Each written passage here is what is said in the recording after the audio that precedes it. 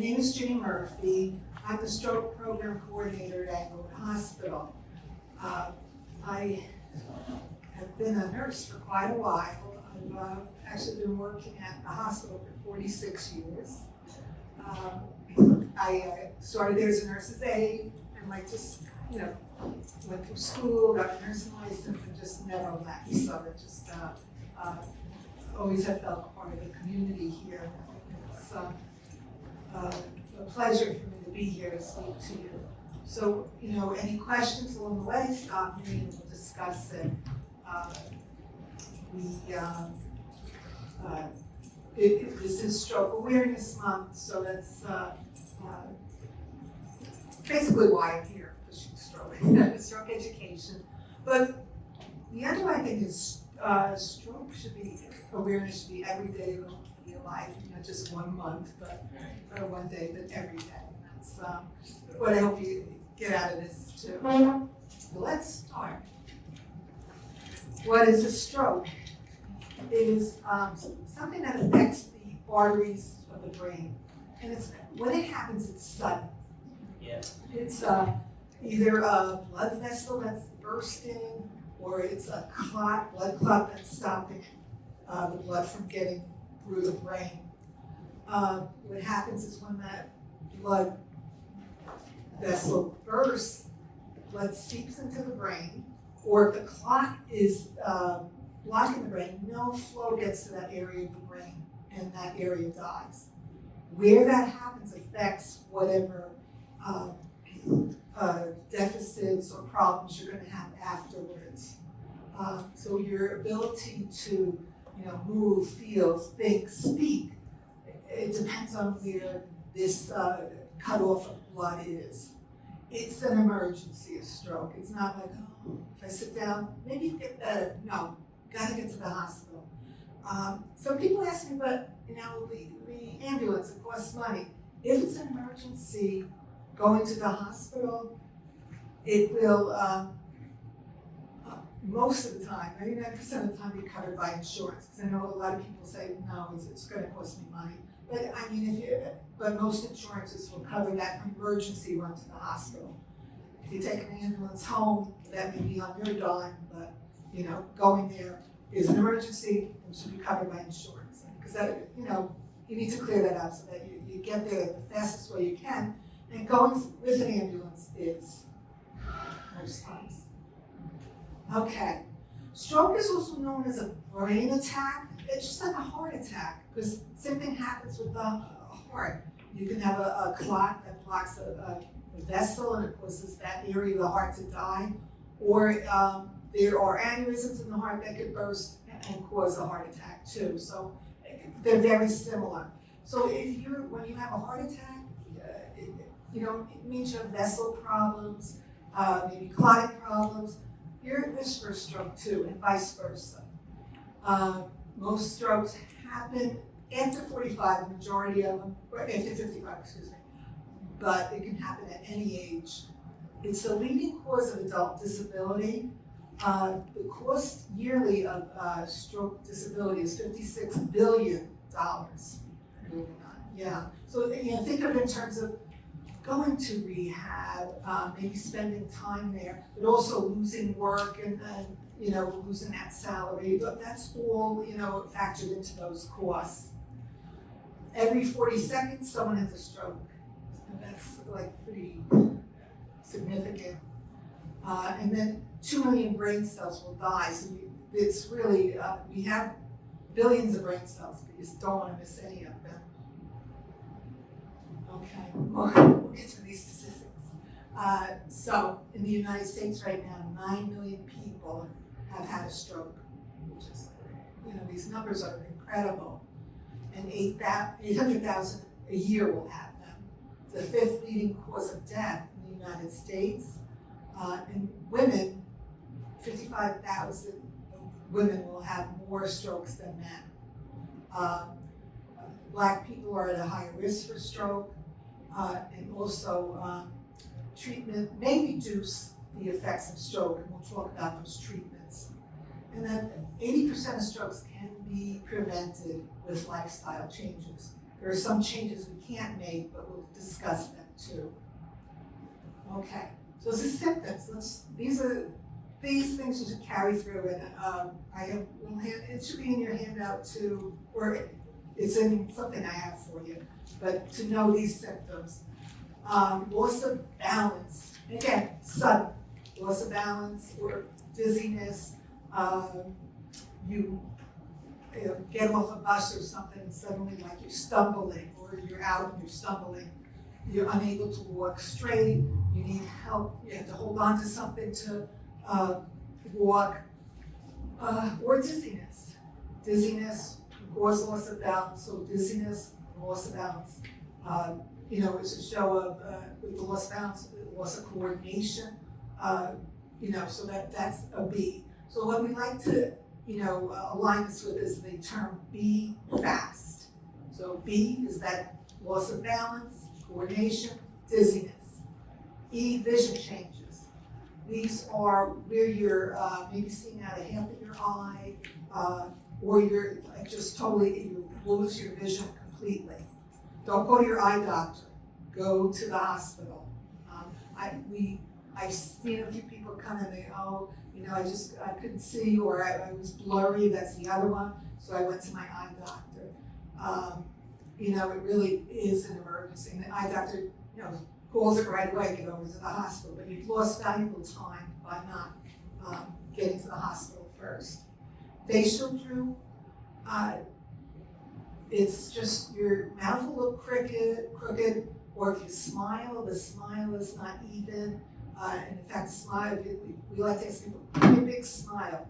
And the teeth, you'll only see like one side of your teeth, it won't be even.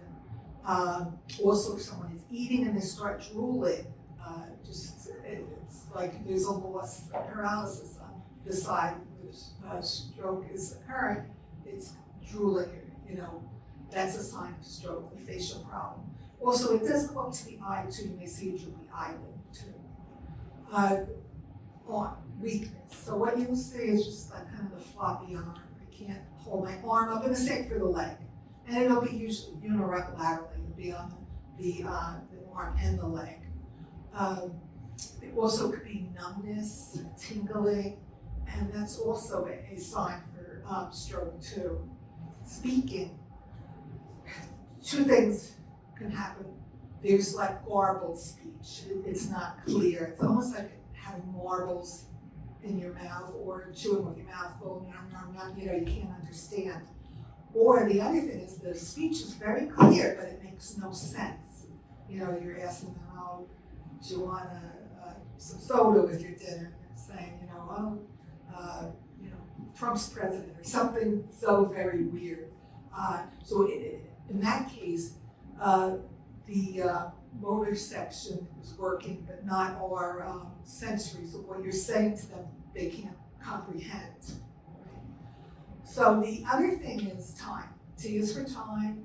Call 911 and get to the hospital. So that's our acronym for our stroke symptoms. Be fast, balance, vision changes, facial drooping, arm weakness, trouble of speaking, and then time.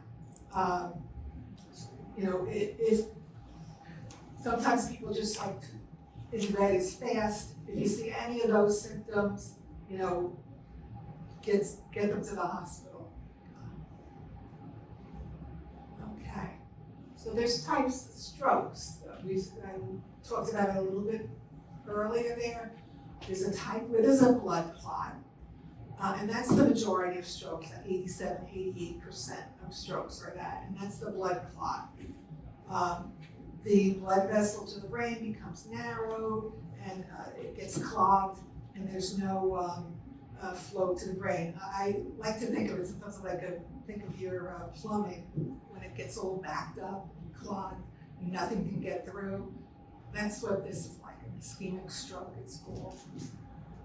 So when that blood flow is blocked, you're going to get the area of the brain that starts to die. And we can do things to save that, so we'll learn about that a little bit later.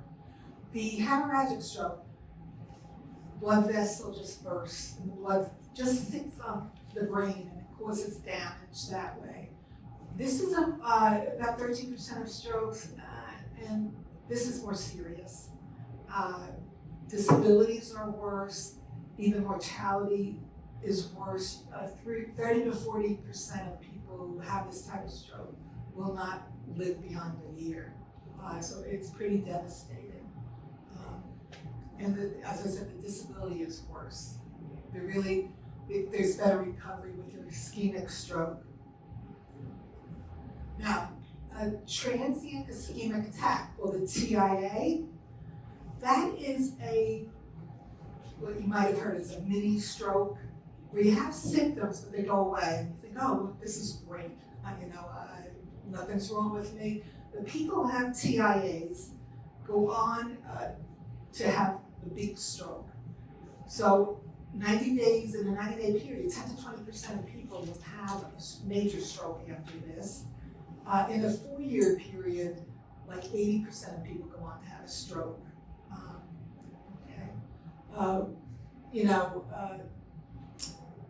They can have multiple periods of TIAs, but eventually they're going to have the stroke.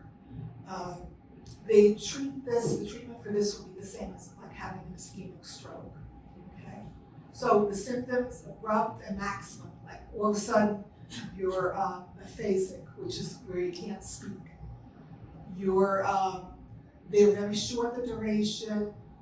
You're mentally okay. You don't have any confusion or change in mentation,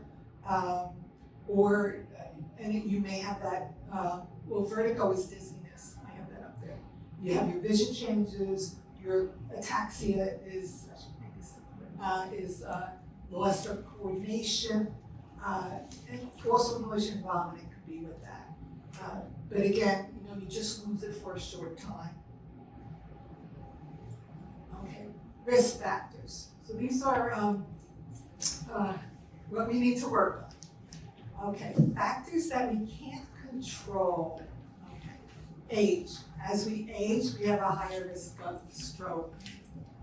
Family history.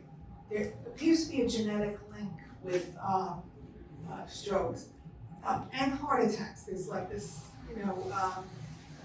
connection there. And I like to use my own family as an example. My husband had a stroke. His father had a stroke. His two brothers had heart attacks. They're two maternal first cousins had heart attacks. So it was all this whole stretch of family members with strokes and heart attacks. So, think of your own family history. Is there, a link like that? Because you may want to, if you have sons or daughters, you may want to kind of counsel them. We got to watch things. And it's, I do have a son, so it was something I'm concerned about for him. Race and ethnicity. Again, Black people have a higher prevalence. And then next is like Hispanic, and then the Asian Pacific people have a very high rate of stroke too. Gender, women have a lower risk earlier on. Once they hit menopause and age, they have the higher risk and they have the higher number of strokes. And again, women outlive men, so there's more women around at an older age that will have strokes. And then if you had a prior history of a stroke or this TIA, you're at risk for a stroke. Once you have a stroke, you're at risk, so what we work on is like preventing that second stroke. That's the goal. For someone who's never had issues with their heart or their other cardiovascular things, they try and what they call primary prevention. We don't want you anywhere to have to suffer a stroke and then worry about secondary prevention. Okay, these factors we can change. So these are the important ones we have to work on. Because we have those ones that we can't control, but if you layer this on top, you're just raising your risk for stroke. So high blood pressure. Now the goal is less than 120/80, so like 130 over 80, 140 over 90 was okay, but they keep lowering those levels. Diabetes, as you age to, more at risk for diabetes. The high sugar levels that are in your bloodstream from the diabetes helps to break down the walls of vessels and plaques, or things catch on to it, and you build these layers of plaque which narrow the vessel.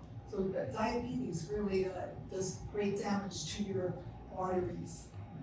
Cholesterol, you always hear about cholesterol. That's the fatty buildup of the cholesterol. It clings onto these blood vessels, and it helps narrow the blood vessel itself, or it can actually break off and cause a clot to the brain. Circulation problems. Again, if you have, peripheral vascular disease, where your lower legs, you have problems with your veins down here or your arteries down there, it can lead to stroke. You'll have more plaque buildup, and so clots can travel from below up to the brain. And atrial fibrillation, this is a heart rhythm that the heart doesn't beat in sequence. It kind of just quivers. And this is the upper chambers. You have four parts to the heart. Two uppers are called the atrium. So when it's a fibrillation, it just kind of quivers. It's when it's like jello. Just if you shake jello, and that's what it's like, how the heart will beat. So with that, when it doesn't beat evenly, it's easier for clots to form and clots to be thrown to the heart and to the brain. And actually, if they do this particular stroke, they'll even call it embolic, because all these little clots are called emboli, so they go right up to the brain. Other factors that we can change: smoking, lack of exercise, obesity, diet, alcohol use, and sleep apnea. Sleep apnea, how does it factor in? When you sleep, your oxygen drops and your blood pressure tends to raise up. So blood pressure would cause, a cause of stroke. So that's how that factors in. That's why if you're diagnosed with that, what do we use? What's the machine?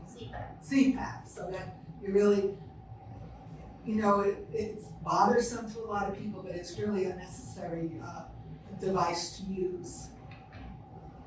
Okay, so just women, I'm going over women. We're just, how does it affect us? So it's the number 3 cause for women's death. And 1 in 5 women will have a stroke. And again, the 55,000 more a year than men will have a stroke. Women are older when they have the stroke. They're like 4 to 6 years older than men when they have their strokes. And they find that most likely women who live alone will have a stroke. And it kills over 90,000 women each year. And younger women, hormonal issues can cause stroke.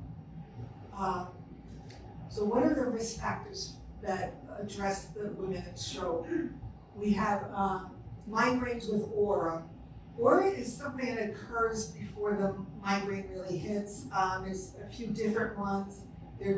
So besides the headache, there's sometimes it's dizziness with the headache. It could be what they call olfactory, where they have this sense of smell before they have the migraine. And it just puts them at higher risk if you have this migraine with auras, that puts them at risk for stroke. Taking birth control pills, again, they have changed they put estrogen, progesterone, hormones that can cause clotting, cause stroke. Those are what's in birth control pills. So I'm just laughing, I think none of us are worried about birth control pills. But if you have family members that are using them, but that's why I threw that in. We're here to we can preach to the family afterwards. But So, but they do make ones with lower hormones in them now. But say you take birth control pills and you smoke, and you drink too much, you're putting yourself at a higher risk for stroke. Being pregnant, again, this is for you to know and you share with your family. You increase your hormone levels, and so right before birth or after birth, when all these hormones surge, could be a time for you're at your highest stroke risk. If you develop high blood pressure during pregnancy or preeclampsia, at risk. About 3 to 5% of women may have a stroke. Menopause, now we're getting closer to us. If you take hormonal therapy, because the hot flashes, you want to manage that, it does put you at risk. So these hormones make your blood kind of thicker, what they call hypercoagulable, where there's a thickness to the blood and it could cause clotting. So that's what that does. Atrial fibrillation, again, women are at a higher risk for atrial fibrillation, so that could cause these embolic strokes. And stress. We're caregivers, we really don't put our needs ahead of others, and that stress can lead to stroke too. So according to the American Heart Association, you should be doing yoga and meditating. So that's when you have time to do it. But you should take care of yourself too. That's the important part of that message. Well, you come here, you do your yoga. Yeah. So okay, good. Take care of yourself first. That's the important thing. All right. So what is the number one cause of stroke?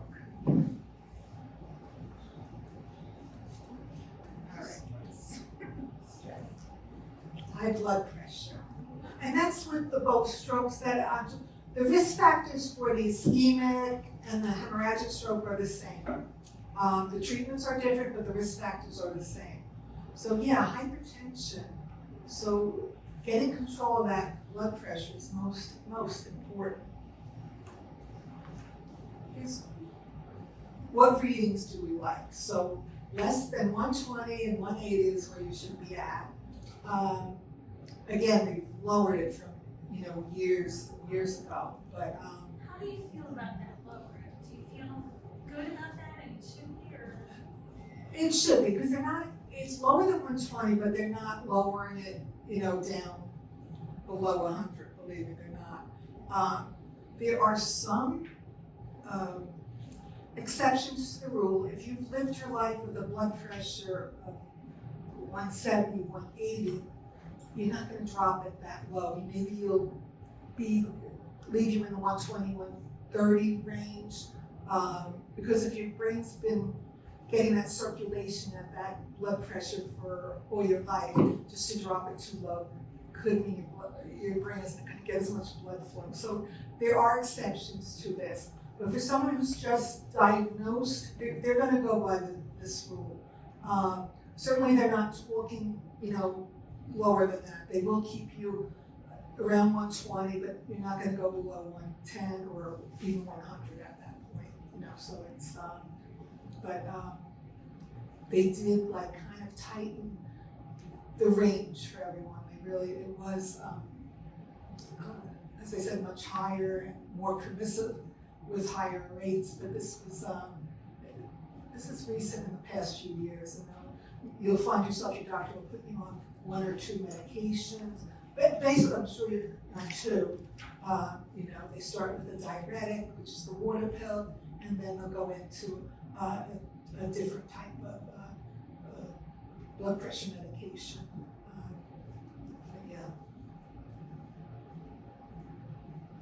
All right, so what happens? You think you're having a stroke. You're seeing the signs of that. Be fast, okay? You're drooling, your speech is a lot. Call 911. So what does calling 911 do? Get you right into fast track in the hospital. They're not going to have you stand at the desk and register. You're going to roll right in. The doctor is going to meet you. The ER doctor just meets you at as you come in on the stretcher, and they take you right to CAT scan. Get the CAT scan.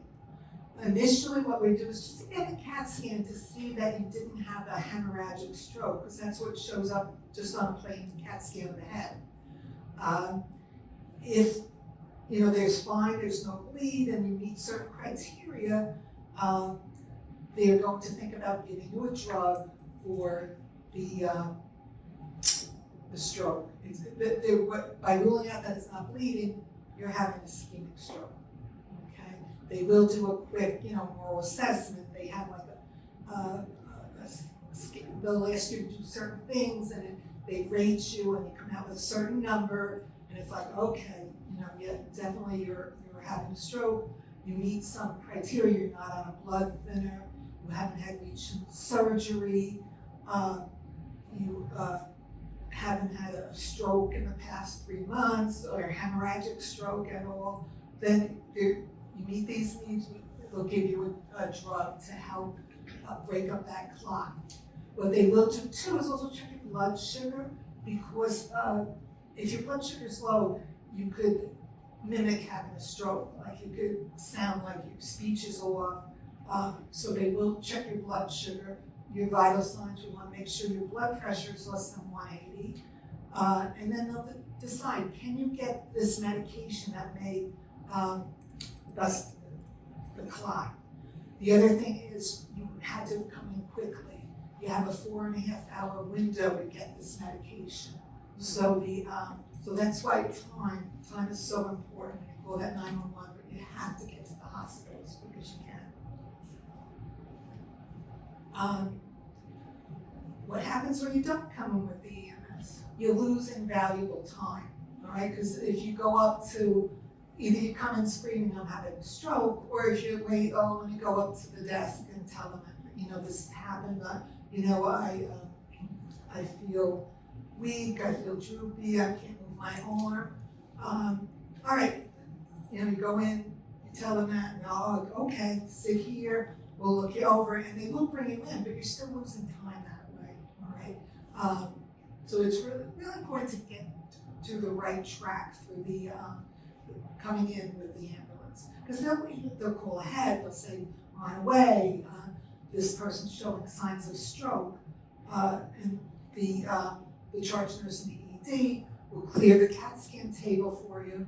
The ED physician will be ready to examine you. We'll do a quick examination, and then they'll rule out whether this is blood on the brain or are you having an ischemic stroke. And in that way, you can get this medication called tenecteplase, and it dissolves the clot. Okay, so that would be like what we call the ischemic stroke, the blood clot. Okay, and that patient is getting the tenecteplase. That's the clot dissolving drug. Okay. Now, you come in, you're having signs of stroke, but you're over that 4.5 hour window to get that drug. They still can do another procedure, and that's called a thrombectomy. And what they do is they pass a catheter through your big artery in the femoral area, and they actually go in and it's like a mesh, they'll go past it and pull out the clot. You have up to 24 hours to have that done, and it works great. So you do have like those two options. But again, the earlier you do a thrombectomy, the better results you have too.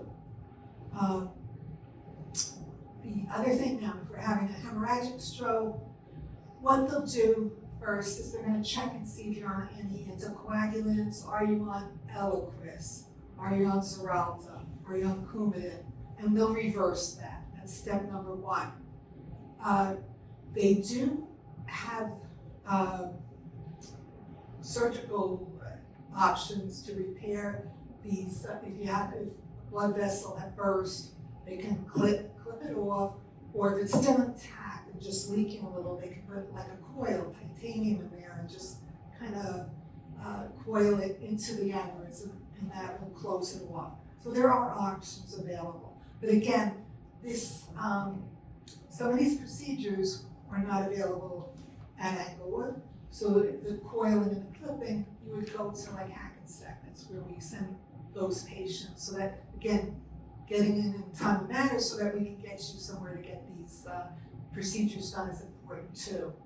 Certainly we can reverse your anticoagulants and try and control, you don't want this bleeding to expand, so you reverse whatever medication you're on. Let's go. So the effects of a stroke depend on the region in the brain, the area of the brain that's affected. Is it a small spot or did it really spread?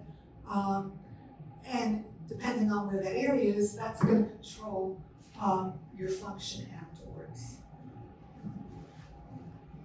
Okay, and how does this happen? So your right side of the brain controls the left. Okay, so that the functions on the left are going to be affected. So you will have, you have a right stroke, you're going to have a left paralysis.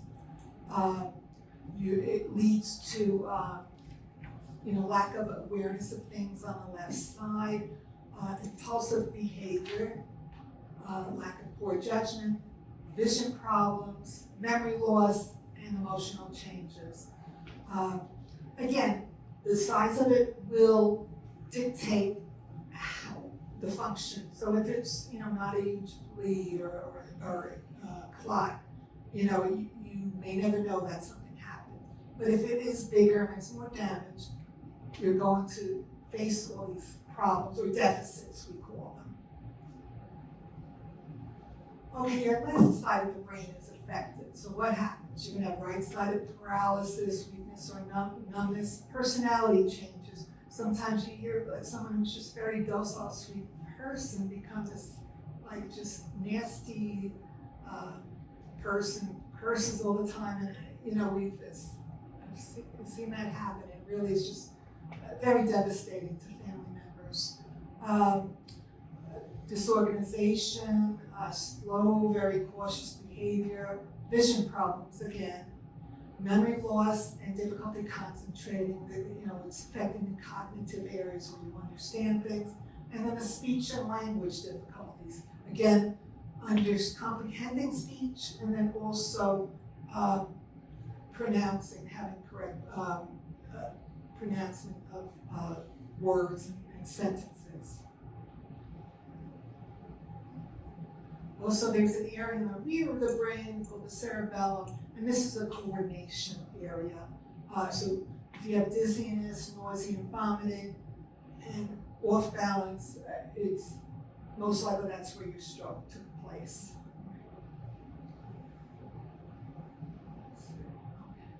So what happens after our stroke? What are we going to do? We're going to be on all new medications. We're going to go on drugs called statins to keep your cholesterol levels normal. You're going to go to rehabilitation, and there's tiers of rehabilitation. If you're really left with needs, like you have partial paralysis, you have speech problems, and you can endure like 3 hours of therapy a day, you can go to an acute rehab center like Kessler, this is one, Helen Hayes, which is in Rockland. You can go to those places. If it's something where you can't tolerate the rehab, and just we're going to have minor rehab, just maybe twice a day, or in a gentle setting, you'll go to a subacute rehab center. So it depends on your needs and how much energy you can put into rehab. Lifestyle changes, that's going to be the biggest thing. Lots of lifestyle changes as far as maybe losing weight, stopping smoking, controlling your blood pressure, measuring it more, get a blood pressure cuff and watching that more. Now, understanding cholesterol. Like last year when I did this, everyone wanted to know about your good and bad cholesterol. So we have two types, the HDL, which is called the high density lipoprotein, and the bad cholesterol is a low density lipoprotein. So if you look on our good one, HDL, we have all those blue, that's HDL, that's our good part of the cholesterol. So that flows nicely back to the liver, where the liver cholesterol will help manufacture vitamin B12 and hormones. And it just helps the flow of the cholesterol, and it won't stick to the vessels. Now the low density lipoprotein, the bad cholesterol, are yellow, and that has a stickiness to it, and it'll stick to the sides of the vessels. What happens is it keeps forming and forming. You see it closes off the vessel, and then it attracts those red things. Those are red blood cells, and it kind of it forces them to clump together, and that's how they block off the vessel. Remember as far as numbers, people like numbers, so your high density lipoprotein, that should be greater than 60.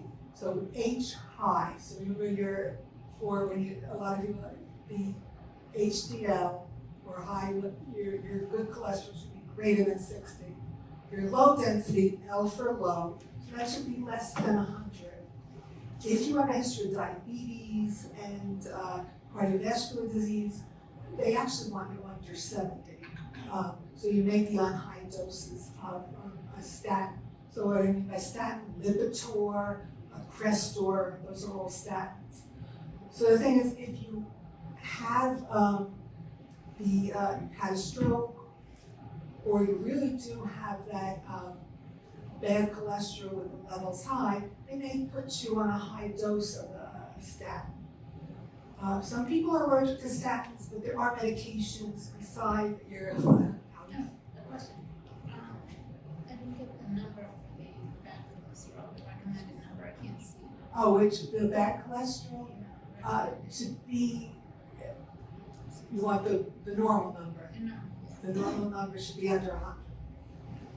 Yeah, but as I said, in the case where you do have a problem already, diabetes or cardiovascular problems, they do want it under 70 at that point. Yeah, so your total cholesterol, which is your LDL and your HDL together, should be under 200. So that's, when you get your blood work drawn, what they're going to look at, your HDL, your LDL. So remember, high, H, so that LDL should be greater than more than 60. And the LDL should be less than 100. And in some cases, 70. We do have, they did print out the slides, so you can take them home with you if you like afterwards. So you can see where that's going to. What was it?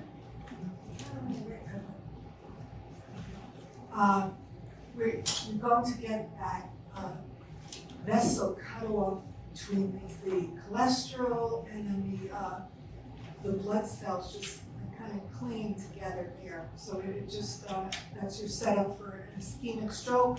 It's going to block off that vessel and no blood flow is going to get through.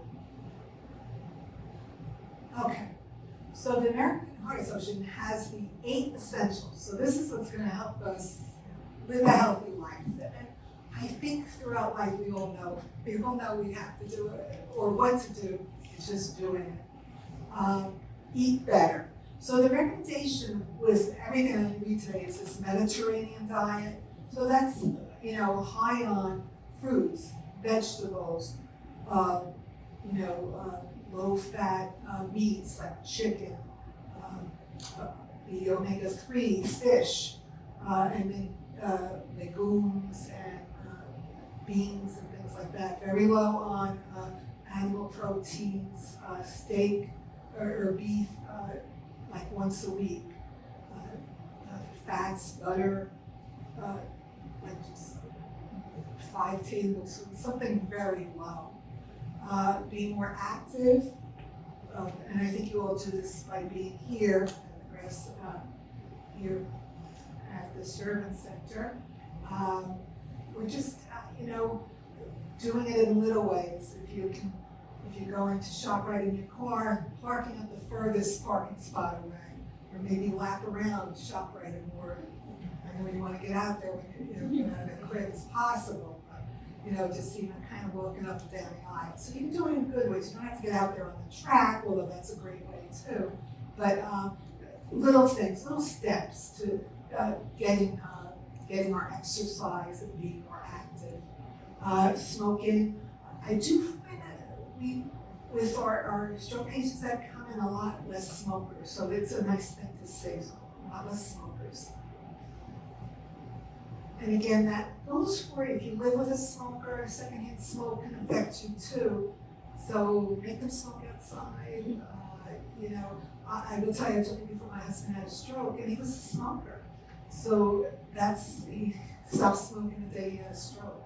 It's just, it had to go that far. After years of saying, please stop it. That's when it happened when he had a stroke. And it also goes for vaping and those e-cigarettes. And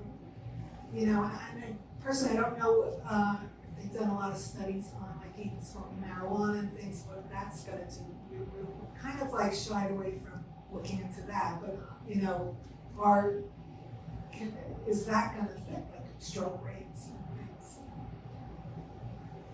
Sleep healthy, 7 to 9 hours of sleep. And you have to, I don't know, you keep your phone by your side, or you have, you kind of have to darken the room. You have all these devices with these lights beeping and things going on. Get rid of them. It does affect your sleep with all these lights that do interfere with your sleep cycle. And if you have a TV in your room, set it like, 9, 10 o'clock, it's off. It's very easy to sit there, get involved in a TV show or something. The news is coming on at 10, I'm going to watch it, and then it's 11, like, oh, let me watch this show. And it's easy to, next thing you know, it's 2 or 3 in the morning and you're still there. So no, shut off the TV, but set your mind. I'm going to get into a routine. That's the most important thing. And if you can get total darkness, even blackout curtains, something like that, just to help you sleep. So you just have to set the mood. Make sure the room's not too hot. There's, people sleep better in cooler temperatures. So these are all just little hints that you gotta get that sleep. You don't wanna wake up the next day sleepy. If you do, we talked about the CPAP. One of the big things with CPAP too is that people wake up not refreshed. They just feel tired when they wake up. So the important thing too is to, wait a minute, here. Really bad. Oh my goodness. I don't come without gifts. Thank you.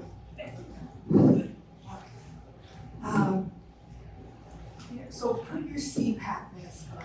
Now there are, if one doesn't, is a problem for you, they do have different ones. They have nose prongs, they have little nose guards. So if you work around it. Manage your weight. Okay, this is, I find baby steps are the best way. I've lost, 10 pounds. It took me 3 months to do it, but it was just slow. It was like, kind of, you didn't have dessert every night. Didn't go in for the second portions. It's just little changes like that. Kind of cut out starches and, just maintain the portions. And it happens slowly. There's no, there is Ozempic, right? There is that, but you can do it, but just by making little changes. Okay, cholesterol, we just really reviewed that, but that bad cholesterol, we want to keep the level down. So take your statin medication to bring that cholesterol down, and remember, L for low. We want that less than 100. Or if you have diabetes or the cardiovascular, you want less than 70. Your blood glucose, sugars, keep that under control. It means monitoring it, take your blood sugars, go for your checkups and get that, the H1C, A1C, what you want that to be less than 5.7. You don't want it really above, you can go up a little bit above 6.5, you want it above that. So the ideal goal is 5.7, but you know, if there is that little bit of range. So again, if you have your diet and you're cutting down, doing all that stuff, this is going to be achieved that way. No sugar drinks, you know, just follow your diet, and really just follow that Mediterranean diet, and just cut your portions, the vegetables, it all like, you know, kind of circles around each other. Manage our blood pressure. Again, the optimal is 120/80. There are exceptions, as I spoke about, but that's the number one risk for stroke, and it's, you know, you don't want to be in that position to have a stroke and have to come back from it, because it is devastating, whether it's just a minor stroke versus a person with more deficits, but it just really affects everyone, and the changes you have to make in your life are really going to be affect your family. Sleep apnea, okay, so I told you, we just spoke about that. Again, if your doctor recommends, get the sleep study. Call this number, call it. A lot of people are like, I don't want to do that, if your significant other or your children or someone say, you snore all the time, it's a sign of sleep apnea. And again, there's a connection to it with stroke and heart attacks. And it's not as bad as you think, okay? And that's a personal experience story. All right, so what happens if you had a stroke? So you're going on medications, and you're going to take them as directed. If you find you're having a problem with the medication, speak to your doctor, because there are, just like blood pressure medication, there are so many out there. They can switch it for you. They can, see what works for you. We spoke about our reducing stress. Come to the Sherman Center to reduce your stress, or whatever makes you, is reading, is it listening to music, is it, just being by yourself somewhere, just do something for you to reduce your stress. And regular checkups, at least a yearly physical, and blood work, and will follow your blood work, see what your cholesterol is, see what the A1C is. The A1C measures if you've had high blood sugars over the past 3 months, okay? So it'll give you a number. So again, you want to be under 5.7, but if you've already been diagnosed as a diabetic, they don't want you to go past 6.5. But if you're a diabetic, usually you're on top of all this. But do monitor your blood sugars, and just don't. Does it mean you can never have a piece of cake? No, you can still have that piece of cake, but you really just have to make sure everything else you eat is in with reason. So, do you know anyone who had a stroke? Have you been living with this? Or yes? Okay. And how's it been? Or was it a while ago? Or? It was a while. Oh, okay. It was. Oh, okay. Wow. It's tough. It really, it changes your whole life. Yes. It did. So just, again, we want to prevent it. So, just, as I said, take your medication, see your doctor, do follow-ups. Just don't let it, go and hope that, you can't ignore it. Because the big thing, you can't ignore it. It's there. So, here's the test time. What are some of the symptoms of stroke? Droopy mouth. Droopy mouth. Okay. There you go. What else? Speech. SCRN on speech. Okay. Arm going. Right. Okay. Let's get you. Just a few little girls. Sorry. And you were right. Okay, we have B. What about? Balance. Great. Basic Yes, good, good. Go in. Yeah. Okay. So. Okay. And then we had, what else with our, I have a question. yes,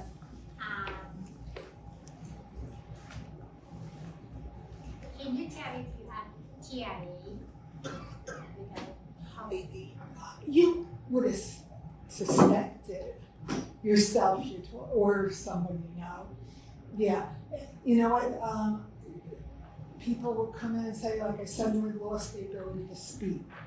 I couldn't lift my arm. So is there like tests or something that you could take? Well, what they'll do is they'll ask you to stay in the hospital and they'll work you up. What they're gonna do is all types of, they're gonna do a CAT scan of the head for one, and usually you don't see anything with its TIA with the CAT scan of the head. Then they'll do an MRI. The MRI really can hone down and see if there was any kind of a clot or damage to the brain. Then they want to do they'll look at your carotid arteries. They'll do what they call like an ultrasound of them, because you can see if there's narrowing in them, because that could be the cause. They'll also do these what's called an echocardiogram to see if you have some kind of heart issue, because heart issues can, besides the atrial fibrillation, because they'll do an EKG to see if you have that atrial fibrillation, but also there's a condition where the chamber of the heart hasn't closed, and that's like you're born with that, and that's called a PFO, and clots can get through it. So they'll also do a what's called an echo to see if you have that little where the blood's going back and forth, and they can see that clots, kind of get through. So they're going to work you up, and maybe they'll find something, but maybe they won't. But that it has resolved, they'll consider it a TIA, and they're gonna put you on all those medications I told you about. They're gonna look at your blood pressure, is it high, you're gonna go on blood pressure medication. You're gonna go on a statin to lower your cholesterol. You're going to, maybe they'll put you on aspirin, because we don't want the blood to like get sticky on these little plaques in the heart, in the bloodstream. So, those are probably the medications you'll be on. If you have atrial fibrillation, what they're going to put you on is an anticoagulant, because that atrial fibrillation is a big cause of stroke. Anticoagulant or blood thinners, as they're known, so that would be your Xarelto, or your Eliquis, your Coumadin. They may put you on that. So you really, with the TIA, you can't sit there and say, "Oh, this is great. Nothing happened. I feel good," because the big one's going to come. So you just really, you get a workup, so you're going to prevent it from coming. It really is important. I was wondering the same about atrial fibrillation. A person can have it and they sense it, or they have Yeah, you can, because you're feeling a regular heartbeat. If you did you ever like take your pulse? If you do that, you can feel it. It's not. If you take it out, if you just put it on your wrist, you feel the regularity. With a atrial fibrillation, you feel it like fast and slow. Just irregular. And then sometimes you feel palpitations or something. And again, it'll be irregular. But that is, it's a sign that blood tends to clot. It like spray these little clots around. So it's again, they'll put you on a stronger blood thinner rather than just like an aspirin. We don't want that to happen. It's just gonna kill me because I was supposed to stay in front of here. All right, but You suggest I call 911 if I have a stroke? If I think I have a stroke, call 911. yes. Okay, because you're gonna get to the hospital. The ambulance is gonna call ahead and say, "I think I have a stroke here," and they'll relay your symptoms, and then the charge nurse, the ER, is going to clear the CAT scan table, say, "If someone coming in," and then the doctor, the ER doctor, is going to be sitting there, or not sitting, standing, waiting for you to just check you out quick and get you to the CAT scan. So that's the first thing. And if they decide that, all right, this lady didn't have blood on her brain, she can be a candidate to get this clot busting drug we call it TNK. And it can happen within that 4-hour period, 4.5-hour period. So it's call 911. That's the most important. Because I know, maybe you live down the street and you say, oh, I'm not taking the ambulance, I live right here. But it's not even about the ambulance, but exactly. So really, that's the important part. And know that even if you're over that 4.5-hour period, you can get that brought back to me. And the other thing is that, remember, if it's blood in the brain, you can't get the clot busting drug because that will make you bleed more. So that's out of the question. And what we're going to do is try and stop the bleeding. That's to minimize the blood. So yes. Yeah, so you said that if you have like the TIA, Right. the big one is gonna come. There's no way that you can stop that? Oh yeah, they'll work you up and you take your medications. So the ones that I said that come along are the ones that you kind of ignore and don't treat. That you kind of say, and people do that. They say, nothing happened to me. I'm fine. I'm leaving. But stay and get your your tests done. Okay, and then, as I said, they'll put you on a whole bunch of medication, the same as if you had the stroke actually, and that's going to prevent that stroke from happening. Yeah, it's not a sentiment. Oh, I had this. I'm going to just sit here and wait for the stroke to happen, but no, it's it. So just we're going to give you all the medications. You statin, control your blood pressure if that's an issue. Give you an aspirin, or I don't know if you heard of a drug called Plavix. It's another, it's like aspirins. And sometimes the doctors will put you on both, or sometimes they'll put you on one. But it just, you'll be on one of those drugs. Yeah, but what exactly causes the TIA? I still don't understand. There's a blood clot there, and it kind of like just temporarily causes these symptoms. So whether it's just kind of bouncing around in the blood vessel, It's a blood clot. yes, it's a blood clot. It's just moving there, here and there, and someday it's just going to get lodged and going to cause damage. And so you get multiple of those, so that's where you get multiple TIAs. Yes.